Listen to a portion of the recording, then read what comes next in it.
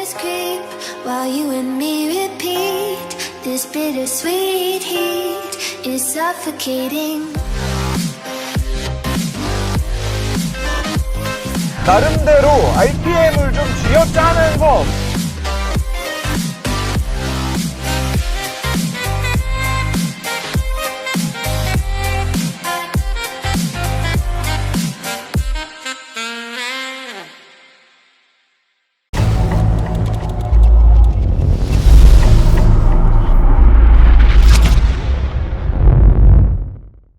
안녕하세요, 모트라인 윤성로입니다. 자, BMW X4 M40D입니다.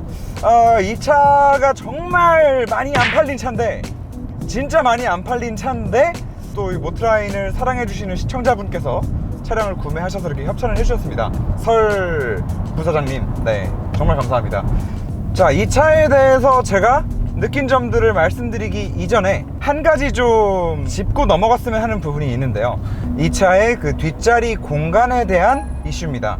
사실 이 BMW가 지금 G바디로 오면서 클러스터 아키텍처 플랫폼이라는 이 플랫폼을 전 차종에 다 사용하고 있어요. 이 플랫폼 하나로 Z4도 만들고요, X7도 만들고, 토요타랑 같이 수프라도 만들고요, 그리고 이런 X3, X4, 7 시리즈 진짜 별의별 차종들을 다 만든단 말이죠. 그러면은 이게 도대체 플랫폼의 정의를 어떻게 내려야 되는 건가? 더 황당한 거는 BMW가 앞으로 나올 그 전기차 전용 모델들 있죠. 전기차에까지도 이 클러스터 아키텍처 플랫폼을 사용한다고 해요. 그러면 과연 이게 도대체 폭도 다르고, 뭐 넓이도 다르고, 뭐 바닥 형상도 다르고, 다 다른데 어떻게 이게 같은 플랫폼이라고 할 수 있어? 라는 생각이 들죠. 그래서 기존에 우리가 알고 있었던 이런 개념을 좀 벗어난 플랫폼의 개념이 아닌가 싶어요. 어쨌든 지금 이 클러스터 아키텍처 플랫폼 하나를 가지고 어마어마하게 많은 플랫폼들을 다 커버할 수 있다는 것 자체는 정말 대단한 기술이 아닌가 싶고, 이 G바디 플랫폼을 쓰면서 3 시리즈부터 5 시리즈까지 진짜 많은 차종들이 사이즈가 좀 다 넓어졌단 말이에요. 실내 공간도 비약적으로 굉장히 커지고, 그러다 보니까 기존의 X3랑 X4를 생각하셨던 분들이 그래도 G바디로 X4가 나왔으니까 뒷자리가 탈만하겠구나 라고 오해하실 수 있을 것 같아서 먼저 리뷰 서두에 요거를 깔고 가고 싶습니다. 뒷자리가 더럽게 좁습니다. 정말 더럽게 좁아서 양쪽에 애기들 카시트가 만약에 들어간다 그러면 가운데 사람 절대 못 앉습니다. 네, 절대 못 앉고 그냥 성인 3명이 뒷자리에 타기 좀 힘들 것 같고요. 그리고 어쩔 수 없이 이 차는 쿠페형 SUV이기 때문에 이 헤드룸 자체도 굉장히 좀 좁죠. 물론 한 키가 180 정도 되는 사람까지도 머리가 위에 닿지 않게 앉을 수는 있어요. 앉을 수는 있으나 문제는 레그룸 자체가 일단 너무 좁고, 그리고 일단 좌우 폭이 너무 좁아요. 그리고 헤드룸이 답답한 이게 뒤에 앉았을 때 그 시야, 이 차 뒷자리가 시야 자체가 너무 많이 답답한 거죠. 그래서 정리해서 말씀드리자면 이 차의 뒷자리에 사람을 좀 많이 태울 계획으로 이 차를 구매하신다 라고 하면은 저는 그냥 이 뒷자리가 좁은 답답한 그 이슈 하나 때문에라도 일단 여기서 영상을 재생을 이제 중지해 주시면 되겠습니다. 더 이상 보실 필요가 없을 것 같아요.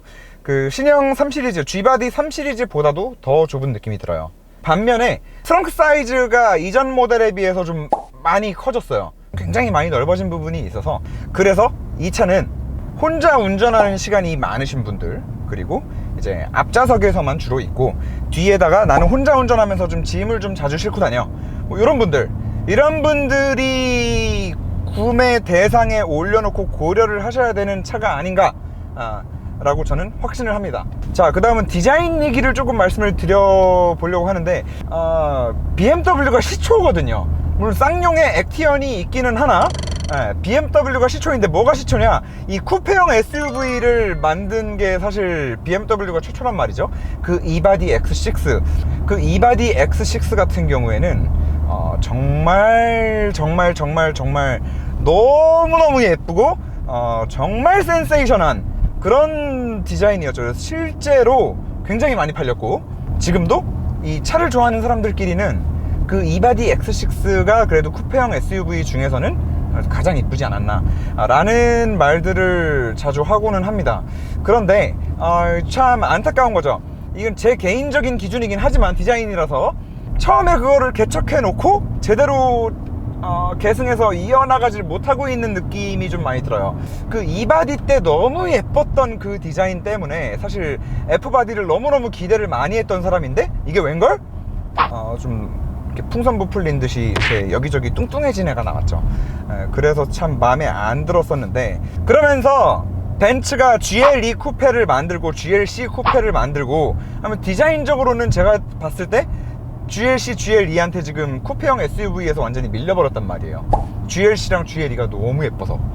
그런 와중에 X4가 나온 거예요. 그래서 X4가 딱 처음 나왔을 때 그래도 BMW가 X4에서부터 좀 정신을 차렸나 보다. 그래서 사진을 보고 많이 그런 생각을 했거든요.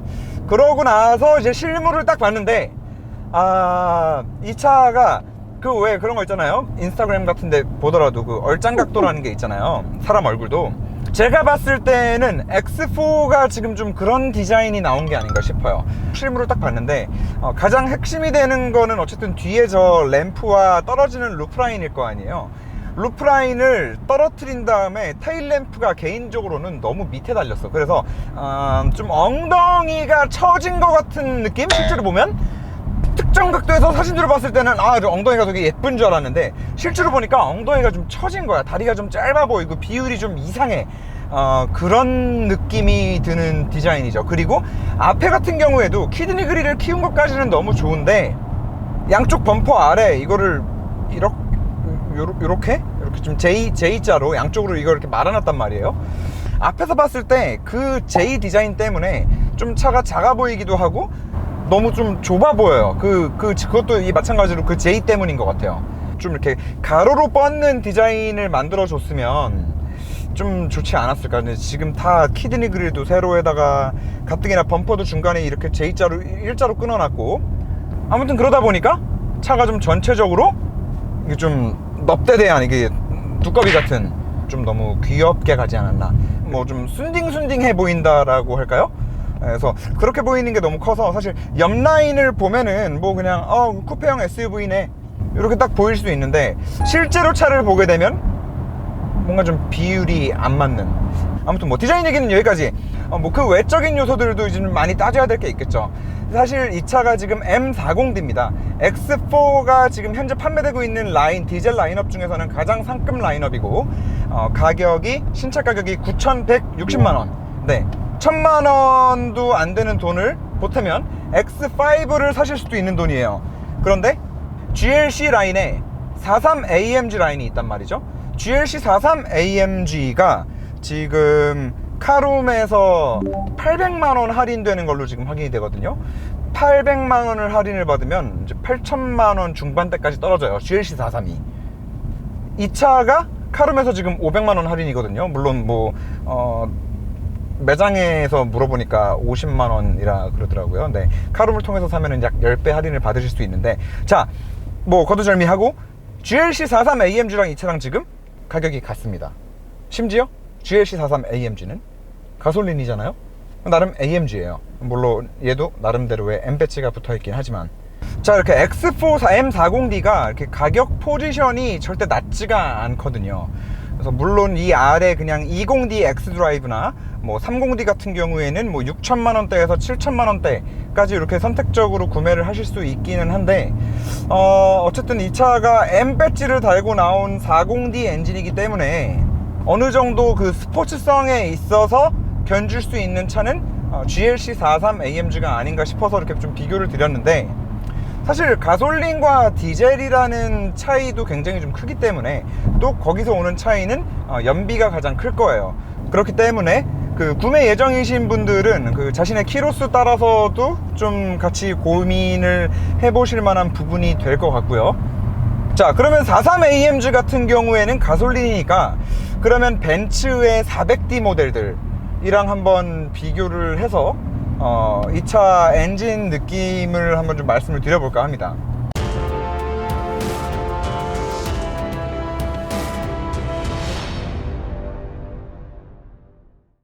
자, 많은 분들이 아시다시피 BMW 같은 경우에는 옛날부터 인라인 엔진을 고수해서 사용하고 있습니다. 그래서 벤츠도 최근에 V형 6기통 디젤 엔진을 버리고 인라인 6기통으로 엔진 라인업을 그냥 싹 다 갈아치웠단 말이죠. 인라인이 V6보다 좋은 거는 일단 첫 번째는 이제 그 회전질감이 있을 거예요. 회전질감이 좋을 수밖에 없는 이유는 어렵게 생각하실 거 없고, V형 같은 경우에는 흡기캠, 배기캠, 흡기캠, 배기캠, 캠이 총 4개가 들어가요. 이 4개가 미친듯이 빠르게 움직이는 거를 조율해내는 것과 인라인 6 같은 경우에는 흡배기 캠이 딱 하나씩만 들어가면 끝난단 말이죠. 그렇기 때문에 당연히 뭐라도 하나 더 부하가 걸리는 부품들이 많이 들어가가지고 서로 타이밍을 맞춰야 되고 뭘 해야 되고 난리를 쳐야 되는 것에 비해서 직렬 6기통이 간소화된 형상을 띠고 있기 때문에 엔진의 회전질감이 좋다, 느낌이 좋다 라고들 말씀을 해주시는 거고, 그리고 또 요즘에는 디젤 차들이 가장 큰 이슈가 그 환경규제 이슈가 있잖아요. 환경규제 이슈에 있어서도 직렬 6기통이 유리한 부분이 있어요. 일단 첫 번째, V형 같은 경우에는 터보를 2개를 걸기 위해서 양쪽으로 터빈이 들어가야 돼요. 양쪽 터빈 바로 앞에 촉매도 2개가 들어가요. 그러면 가뜩이나 엔진도 이렇게 벌어져 있는 데다가 양쪽에 터빈 들어가지, 양쪽에 매니폴드 이렇게 다 꽈야 되지, 양쪽에 그 뒤로 촉매까지 또 큰 게 들어가야 되지. 그러면은 기본적으로 엔진 부피도 커지고 무게도 높아지고, 뭐 부품도 당연히 뭐 많이 들어가겠죠. 하다못해 뭐 산소 센서부터 시작해가지고 배기온 센서부터 시작해서 모든 것들이 다 더블로 들어가니까. 그런데 직렬 6기통 같은 경우에는 일단 터빈을 한쪽으로 몰아놓기 때문에 무게에 있어서 일단 첫 번째로 이점이 있을 거고요. 무게가 가벼워진다 라는 거는 단순히 이제 운동 성능이 좋아진다라는 것도 있겠지만, 그만큼 배출가스를 저감할 수 있다는 게 있을 거고, 그리고 터빈 2개가 하나의 촉매로 묶여서 나온단 말이죠. 하나의 촉매로 묶여서 나온다라는 강점은 단순히 촉매가 2개가 있던 게 하나가 됐으니까 무게가 줄어든다라는 그 이상의 의미를 갖고 있는 게 있어요. 왜냐? 터빈 2개에서 촉매 하나로 배기가스를 확 뿌려주면은 촉매의 온도 자체가 훨씬 더 올라간단 말이죠. 촉매의 온도, 그러니까 배기가스의 온도가 올라가면 올라갈수록 배출가스를 저감시킬 수 있거든요. 촉매 효율이 올라가니까. 그래서 여러 가지 방면에서 생각을 했을 때 V형 6기통 디젤보다는 인라인 6기통 디젤이 압도적으로 좋은 부분이 있기 때문에 BMW도 옛날부터 이렇게 직렬 6기통 엔진을 계속 쓰고 있는 거고, 벤츠도 이번에 다 갈아타서 넘어온 거예요. 그러면 여기서 이제 의문점이 하나 생기는 게 있어요. 디젤은 기본적으로 이제 압축 착화 방식이기 때문에 이 노킹 소리가 안 날래야 안 날 수가 없거든요. 그리고 아무리 직렬이다 뭐다 해도 그 가솔린 엔진의 회전 질감을 절대 따라갈 수 없겠죠. 그리고 그렇게 높은 RPM을 쓸 수도 없고. 그런데 벤츠에서 이번에 직렬 6기통 디젤 엔진을 만들면서 그 모든 것들을 그냥 다 깨버렸단 말이에요. 진짜 미친 엔진이에요. 아무리 악셀을 밟아서 풀 스로틀을 만들어도 그 디젤 특유의 가르르거리는 소리가 정말 아무리 귀를 기울이고 들여보려고 해도 쉽게 들을 수 없어요.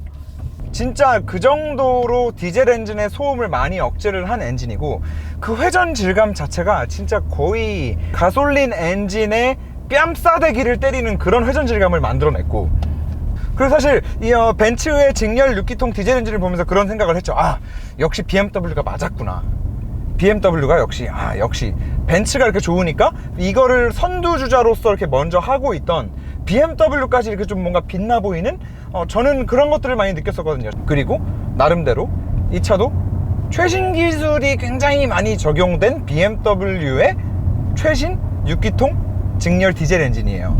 300마력이 훌쩍 넘어가고 토크가 70 가까이 되고, 그 여러분들 많이 아시는 벤츠에서 쓰는 나노 슬라이드 코팅 있죠. 이 엔진에도 그대로 들어가 있습니다.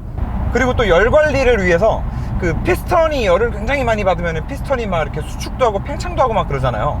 그래서 그러면은 또 이제 연료가 거꾸로 뭐 엔진 오일에 침투된다든가, 아니면은 엔진 오일이 거꾸로 이제 실린더 내부로 타고 올라온다든가, 이런 부작용이 생길 수 있기 때문에 그 피스턴에 대한 열 관리도 굉장히 중요해서 피스턴 안에다가 아예 그 오일이 돌아다닐 수 있는 통로까지 만들었어요. 그래서 피스턴 안에 오일들이 계속 순환을 하면서 피스턴 온도까지 낮춰줘요. 자, 거기다가 뭐 고압 분사 방식은 날이 가면 갈수록 좋아지고 있죠. 그래서 이런 스펙들로만 놓고 보았을 때 사실 이 인라인 엔진만을 계속 고수해오던 BMW의 직렬 6기통 디젤 엔진이 벤츠의 것만큼 좋아야 되는 게 아닌가 싶은데, 어쨌든 결과적으로 타보면은 BMW는 아쉽게도 아직도 이 디젤 특유의 어쩔 수 없이 원래 발생하던 그 노킹 소리, 그 가르르거리는 소리가 그냥 정차 시에만 나는 게 아니라 악셀을 밟았을 때, 처음 가속할 때, RPM이 높게 올라갔을 때, 그리고 달리다가 재가속을 했을 때 계속해서 이렇게 들릴 수밖에 없는 부분인데, 벤츠는 어쨌든 이거를 극복을 해서 그 소리가 안 나요 지금. 그래서 너무 대단한데, 얘는 사실 아직까지는 전혀 극복이 안 된, 그냥 BMW 디젤에서 원래 나던 그 가르거리는 좀 불쾌한, 제가 항상 표현하는 그 디젤 특유의 더러운 소리가 아직까지 납니다. 엔진 회전 질감에 있어서도 물론 디젤 엔진이 이 정도면은 사실 너무너무 훌륭하죠. 너무너무 훌륭한데, 벤츠에서 딱 이제 경쟁이 되는 인라인 6기통 디젤 엔진을 그렇게 만들어버리고 나니까 이 엔진은 이제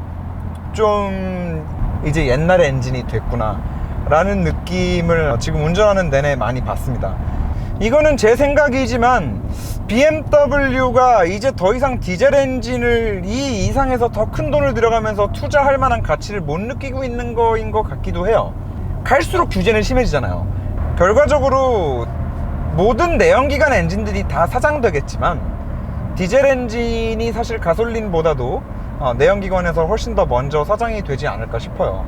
뭐 그런 차원에서 생각해서 이거는 그냥 저의 예상이지만, BMW가 이 B57 엔진 이후에 뭔가 더 벤츠처럼 획기적인 디젤 엔진을 내놓을 거라는 생각은 일단 들지 않고, BMW는 어차피 지금 이 클러스터 아키텍처 플랫폼을 이용해서 완전히 전기차 플랫폼까지도 지금 다 공용화 할 수 있게끔 플랫폼 개발을 끝내놓은 상태란 말이죠.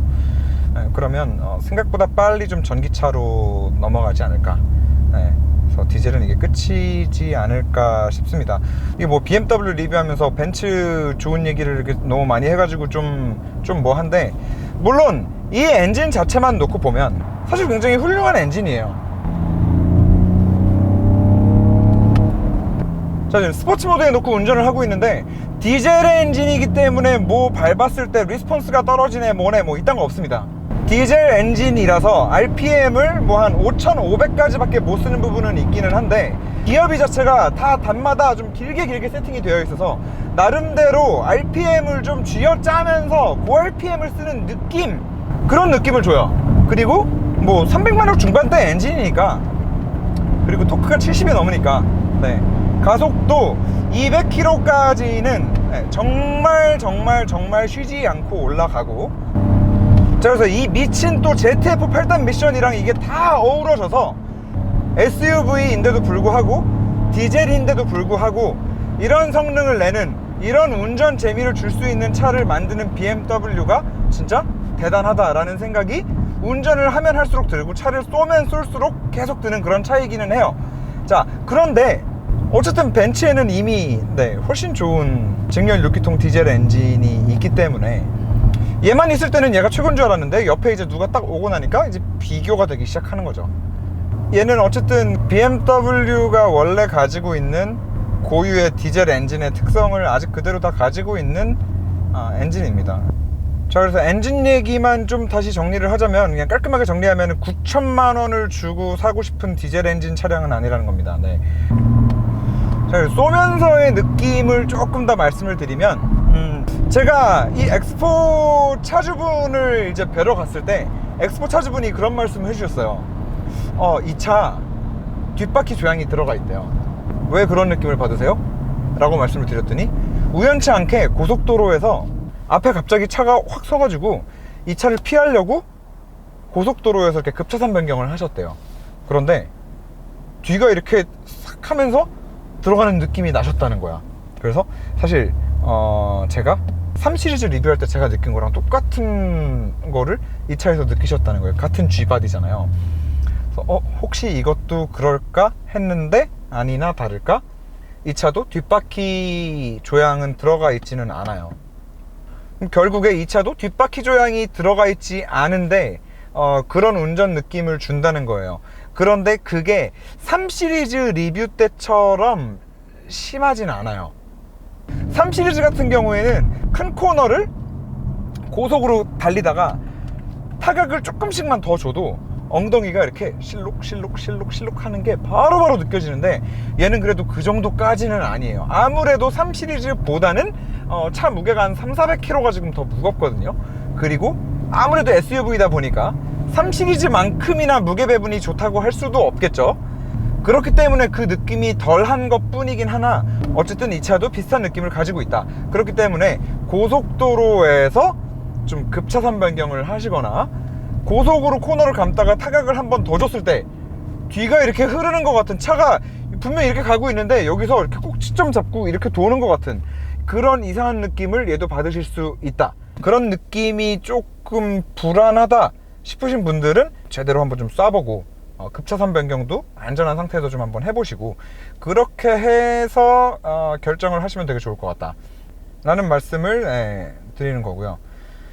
자, 오늘 제가 어쩌다 보니까 뭐 X4 리뷰를 하면서 GLC 얘기도 많이 하고 벤츠 디젤 엔진 얘기도 좀 많이 하고 했는데, 물론 이 차량도 너무 좋은 차량입니다. 좋은 차량이고, 이 가격대에 뭐 GLC 43 AMG까지도 구매를 할 수 있었는데, 이 차주분은 왜 이 차를 선택하셨을까요? 디자인이 개인적인 취향이 다른 것도 있겠죠. 이 차주분께는 이 X4가 그만큼 이뻐 보이셨던 거고, 그리고 이제 연비도 좋았고, 그리고 또 GLC보다 X4가 좋은 거는 옵션도 있어요. GLC43 AMG 같은 경우에는 1억에 육박하는 차량이 이 통풍 시트가 없어서 따로 또 작업들을 하고 그러시거든요. 근데 뭐 어쨌든 이 차는 통풍 시트도 기본적으로 들어가 있고, 벤츠 같은 경우에는 이 인포테인먼트 시스템이 좀 거의 쓰레기잖아요.